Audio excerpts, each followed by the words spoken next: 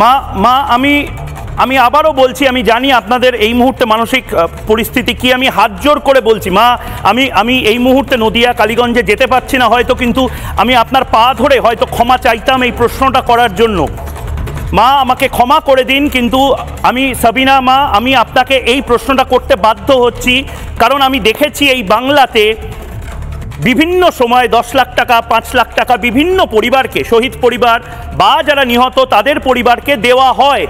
যদি আপনার কন্যা সন্তান, যাকে আমরা সবাই হারিয়েছি, আমাদের বাংলার মেয়ে সাবিনা, তার পরিবারকে যদি সরকার বা মমতা বন্দ্যোপাধ্যায় টাকা দেন বা টাকা অফার করার এরকম কোনো প্রস্তাব আসে সরকারের থেকে, সেটা কি আপনারা গ্রহণ করবেন মা? আমি ক্ষমা চাইছি এই প্রশ্নটা করার জন্য। গ্রহণ করবেন টাকা মমতা বন্দ্যোপাধ্যায়ের থেকে?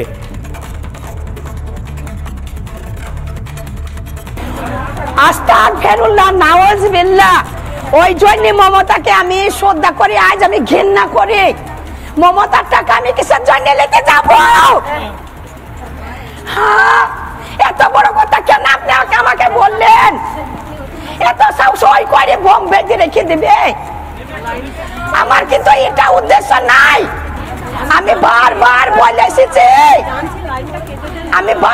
বলে এসেছি, যে ওই শয়তানকে নিবংশ করতে। কি আসপদায় আপনি বললেন একটা মায়ের কান্না টাকা দিয়ে কি করে কিনবেন? একটা মায়ের কান্না টাকা দিয়ে কি করে কিনবেন আপনি?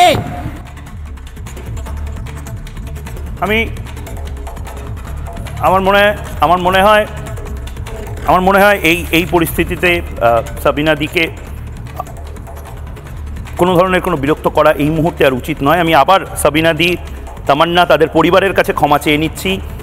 আমি চেয়েছিলাম গোটা বাংলার মানুষকে এটা দেখাতে, আমি নির্দিষ্টভাবে চেয়েছি বামপন্থী কর্মী এবং নেতাদেরকে দেখাতে। আসলে বামপন্থী আন্দোলনটা সাবিনা এবং তামান্নারাই করছে এই বাংলায়, হরগোবিন্দ দাসরা করছিল এই বাংলায়। নানা ধরনের কন্টেন্ট দেখার জন্য লাইক করুন, শেয়ার করুন আমাদের ফেসবুক পেজ, সাবস্ক্রাইব করুন আমাদের ইউটিউব চ্যানেল। পাশাপাশি অন্যান্য ব্রেকিং নিউজের জন্য অবশ্যই চোখ রাখুন রিপাবলিক বাংলায়।